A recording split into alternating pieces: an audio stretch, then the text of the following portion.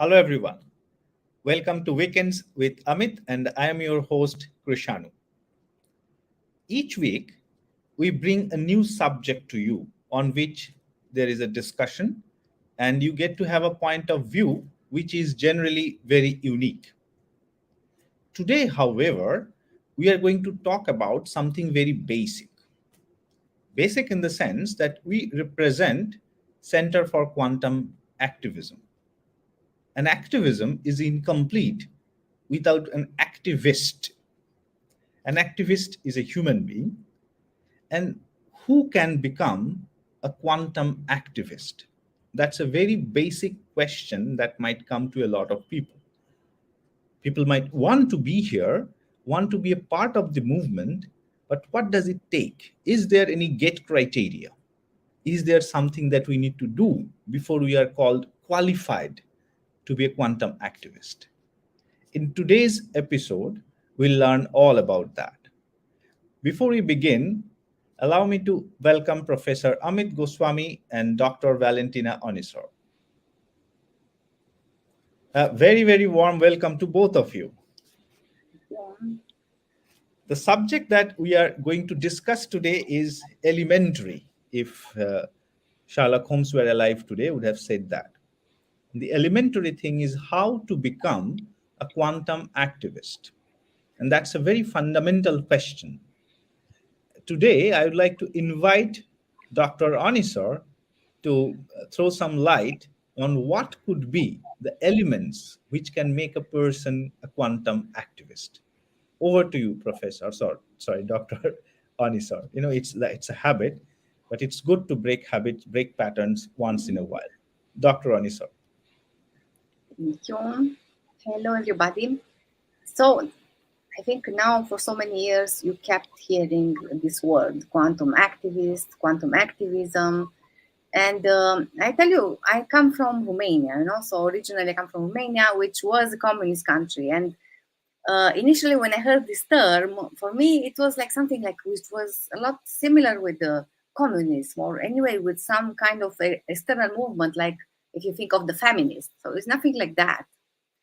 On the contrary, actually, So quantum activism is a revolutionary idea that is as fundamental in its construct as it is audacious, if you want, in what it can achieve.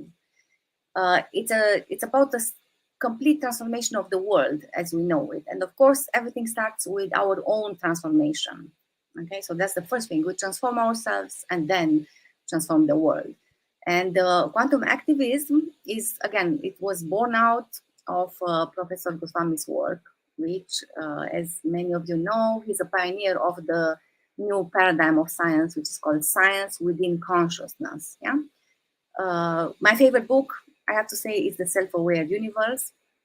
And that's where also he described about and solved the quantum measurement problem, which elucidated the famous observer effect. So all the insights and the teachings that we have in this university, yeah, which are, how to say, like representing really the heart of Professor Goswami, as I know him for so many years. It's a lot about being in harmony with the world's wisdom traditions, especially the Indian Vedanta, yoga tradition, Buddhist tradition, but also Christianity, actually. And in other words, the integration of science and spirituality that is taught in our school has a very old lineage, actually. It's a lineage which extends back 5,000 years or more. Yeah, and these teachings form the backbone of our transformation education. And it's also something that keeps developing. Even, again, as I said, I know Amit from so many years, and he himself, he keeps transforming. That's something which I appreciate the most. It's not about just really having fixed ideas and some dogmas which you can never fight off, not at all. So that's for me one of the examples that he's setting, this continuous transformation.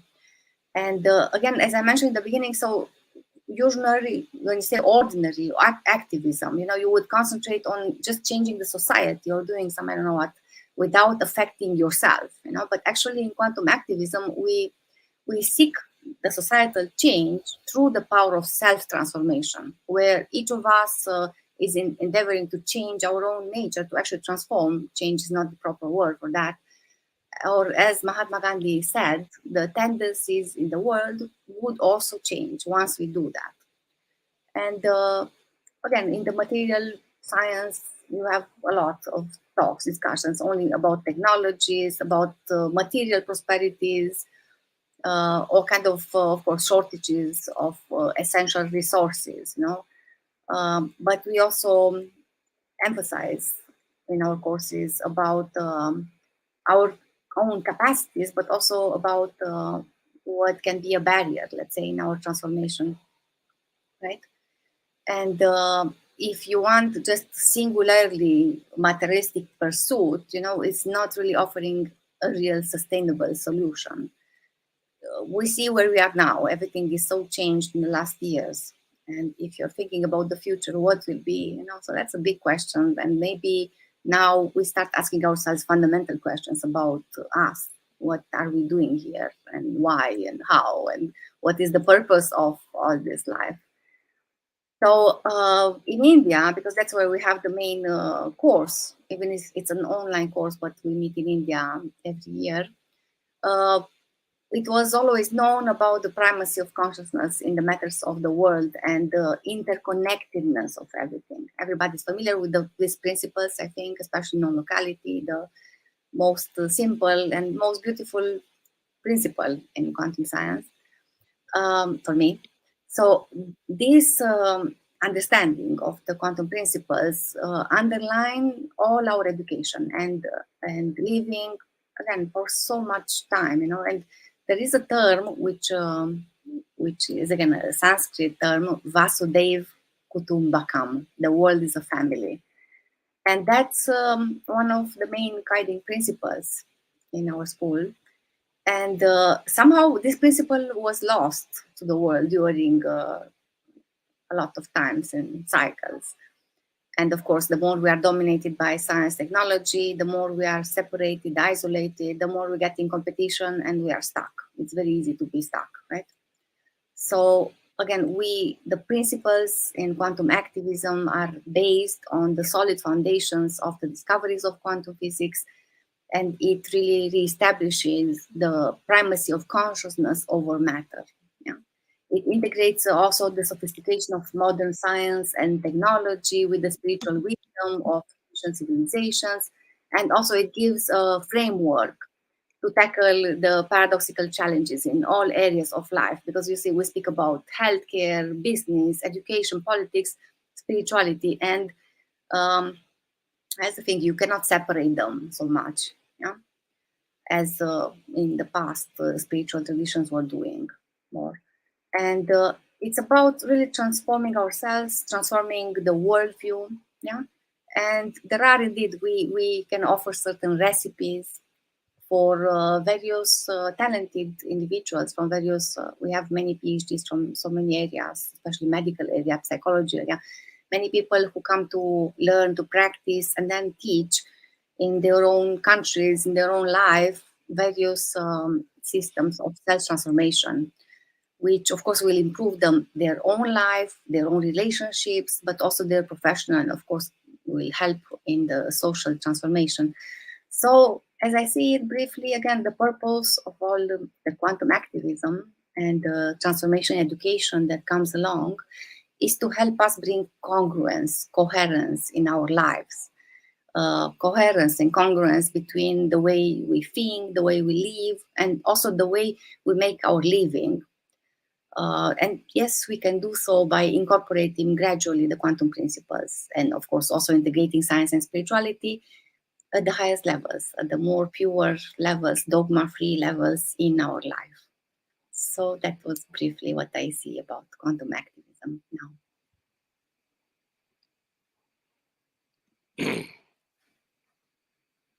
Amit? Well said. Let me go into the question of how can you become a quantum activist. Well, these ideas that we are talking about, integrating science and spirituality in life and society, that quantum activists do, are one form or another. Everybody knows that that has to be done. People try to do it differently, that's all. Even materialists have not abandoned values. As you know, in America, Democratic Party talk about values all the time. In every country, there is one party which would always talk about the human values. The only difference is that they think, the Democrats in America and generally scientific materialists, they think that the values are human made. And therefore, all we can do is to uphold them like we uphold laws. And of course, punishment, like we punish people for violating laws, that cannot be applied obviously for violating a value unless some bodily harm is involved to another person or some defamation or something serious. Um, so the punishment doesn't exist in this case, and therefore all we can say is that it would be desirable for you to obey these values, although they are human made. In other words, pretend the values that will maintain at least a civilized veneer for relationships in the society. This has not worked. Religions did a different version of it. They were a little bit more honest. They said, yes, values are real, they really do exist. Um, but the way they pitched it is that we, the leaders of the religion, we are the knowledgeable people. Religion does require some transformation. Following the values does require some transformation. And they pitch that if you don't do these things, whatever way you do it, transform or not, if you don't do, God will punish you. So they were inventing this punishment thing that I said really should not be involved, because after all, you're not doing any bodily harm to anybody. So, but religious ideas like you suffer from hell after death, those things don't make much sense today. At least that much science has done good, discrediting religious concepts like hell. But of course, the value question, as I said, could not be solved by scientific materialism. Just declaring matter is everything does not make it so. We know that consciousness is basic because we know ourselves. And every day neuroscience is discovering something that the materialist model of consciousness cannot explain. So, look, creativity, spirituality, love, considerable number of people, maybe something as large as 10% practice them. We see such things in practice. So there is no doubt that if some people can do it, everybody can do it. The only thing is that they're not part and parcel, they're not built into our brain. So doing them means that we have to really discover them and make it part of my life, and that is what we call transformation. And this is what, of course, the objective of this value question. If people don't do it, then imposing values like religions did or pretend values, it makes no difference. And if we don't change, then the world will go the way that it's going. Civilization is lost. So there is not much choice here. Good news is that quantum science is actually showing us that spiritual traditions were right. Consciousness is the ground of being, and objects are possibilities of consciousness to choose from. And we really can choose, except that choosing is not easy. We have to discover the quantum principles and learn to follow them. And that requires some transformation. Mainly getting over the brain's tyranny, dominance over us. How do you know that the brain dominates you, just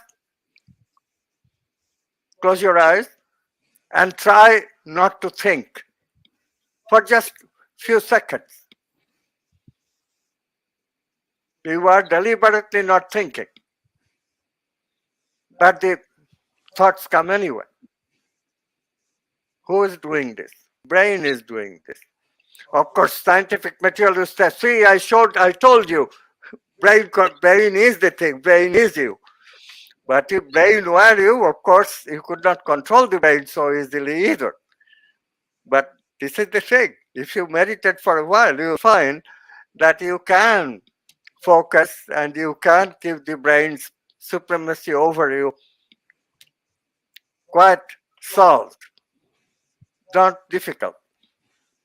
But that is not everything. Because really, to get over the brain, what you need to do, brain has only memories of the past, things that are known.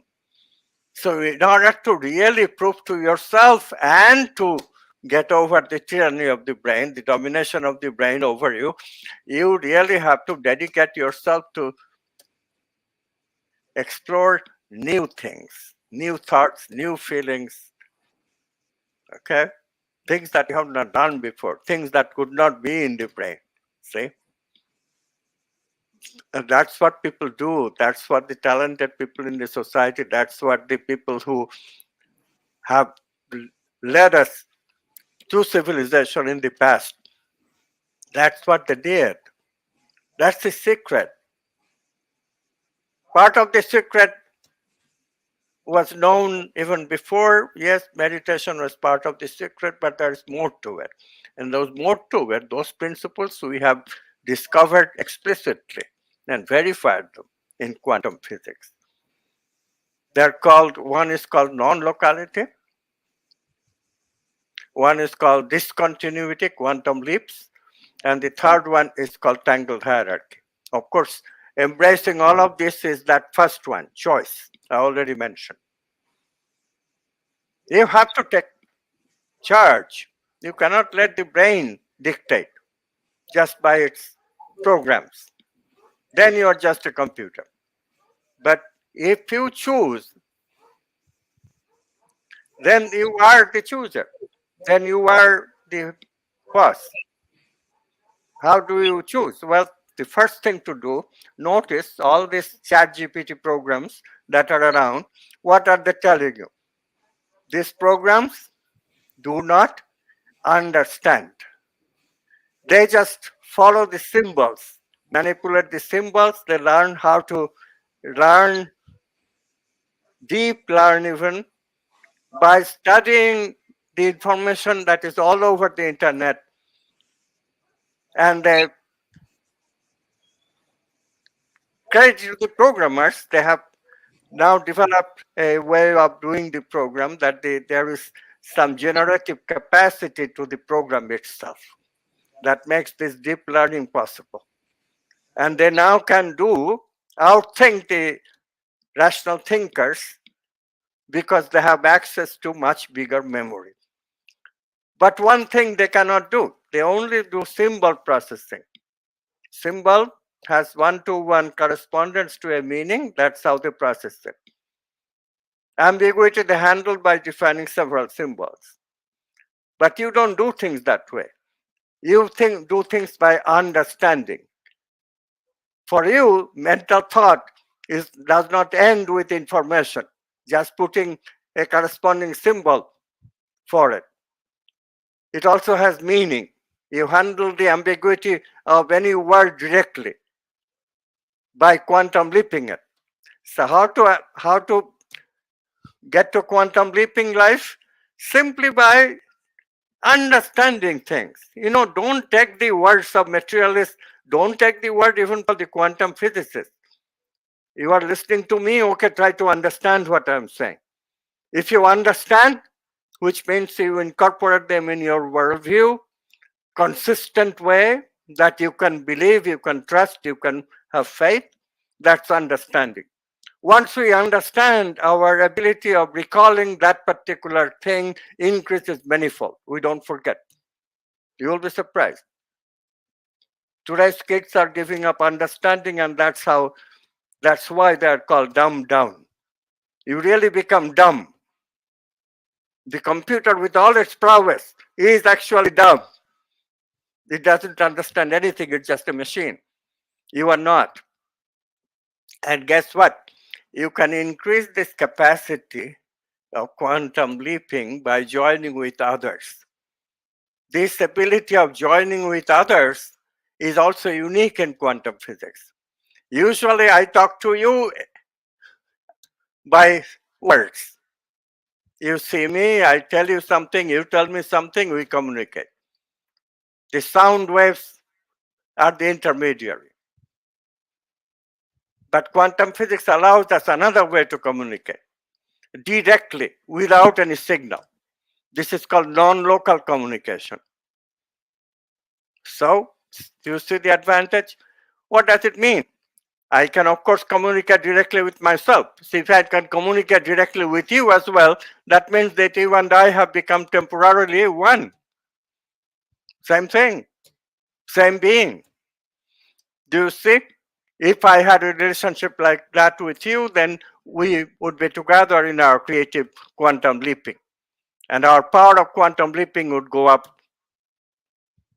So that's another way to amplify our power of quantum leaping. How to make the non-locality permanent between two people? That recipe also quantum physics gives. Ordinarily, when two people have a relationship, one or the other tries to dominate.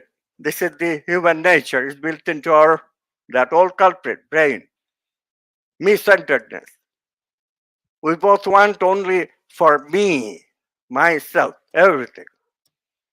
But suppose you don't do that. Suppose you don't try to dominate the other and really respect the other and value the other and listen to the other, develop a circular relationship. Yes, I listen to you, you listen to me, we arrive choices together. But then, in quantum physics, we call it a tangled hierarchy instead of the simple hierarchy where one level, one person tries to dominate the other. What happens then? What happens then is that non-locality that gets established between two people when they intend to be one, that non-locality becomes a going thing in such a relationship.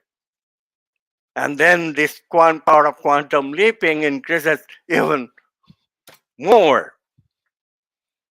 Now do you see how easy it becomes to bring in new things like feelings of love, meaningful ventures, and most importantly, purpose in life? This is also what quantum physics is telling us. Choice, non-locality, discontinuous quantum leaps, tangle hierarchy, meaning and feeling, and finally purpose, like love, beauty, justice, truth, values. Those human values are really archetypes of consciousness. They're parts of that oneness. They're not arbitrary. Quantum physics says they are fundamental. They are consciousness itself. They are attributes of consciousness itself. If we explore them, we become that part of consciousness. We become more and more enchanted with all these energies that consciousness has, that is in our potentiality. This is what a quantum activist does. This is what makes a quantum activist. The intention to do this, the intention to change me with quantum principles and the world that Valentina defined. This is what needs to be done. So you think it's difficult? No, because quantum physics has given us all these techniques and methods and the spiritual traditions too, all over these eons of time. We have to just use them, and use them in no hurry. We have plenty of time. Don't be worried. Start today. Start with that exercise that I gave you. Be quiet for a minute. See if you can. And if you can't, if brain has taken over, sit more and more and see if you can. After a while, you'll find that brain is slowed down, and you can actually get out of the brain in those times that you have no thought. Your thoughts have slowed down means that you have no thought in between thoughts. And that is when you enter a region of the brain called preconscious, when brain is not fully taken over, the conditioned brain, where you are open to consciousness part of the time. And that's where you need to live. And these principles that I talked about, all those quantum principles plus meaning, feeling, emotions, positive emotions, and purpose, all that will lead you to this complete and fulfilled life. That's what quantum activists, that's what, when you will be able to do what Valentina ended, that integration, being your thinking, living, and livelihood in congruence. Everybody wants that, you know? Everybody wants to be loved and to love. Everybody wants reciprocation. Everyone wants meaningful life. Everyone wants purpose. Except you cannot do in the pretensive way. You cannot do it by telling others to do it, but you not doing it. Religion and science in the materialist way both fail. What succeeds is the ancient spiritual way. What Jesus said, what Buddha said, what Lao Tzu said, what Socrates said, that's what succeeds. And that's what a quantum activist tries to do with the quantum knowledge to help themselves. Okay, thank you. That was really something. Yeah. From the point of view of the viewers who are not initiated with the ideas of quantum science, some of these terms might seem a little daunting. But as Professor Goswami said, it's not difficult at all. Like tangled hierarchy, pre-conscious. These are the things which we talk about, but they're not really that difficult to understand. And not only understanding, it's about how they're applied in your life so that you can get results. You can get meaningful results now. So this is how we look at. And to enable you to do that, we have a very good platform. We have a master's and PhD degree in quantum science of health, prosperity, and happiness. If you look at it, all these three areas, health, prosperity, and happiness, if we do it in a quantum way and in a transformed way, this can not only make difference in every individual's life, but it can make a difference on lives of the countless people, life of this planet. And that is where the higher cause, the purpose also comes in, the movement of consciousness, as we call it. You can always check this out in the websites, which is displayed on the screen, amitgoswami.org and cqedu.com. We are also coming up with another option which will give you a first-hand, short but first-hand idea about what all this is about. We are going to have a 10 days immersive proximity program in Jaipur, India, starting from 24th of September, which is just a month or so away. This is a 10-day immersive program, fully residential. And here, both Professor Goswami and Dr. Onisar will be present all the time with you to teach you about various ways. And the particular edition of our program, this proximity program, is called Hero's Journey. And this is something you don't want to miss. This is something which can really kickstart what you have been planning for and delaying for eons. So look forward to hearing from you. Please write to us at info@amitgoswami.org, and we will be happy to get back to you with all the clarifications that you need. Thank you for being with us. Thank you, Professor Goswami and Dr. Anisa.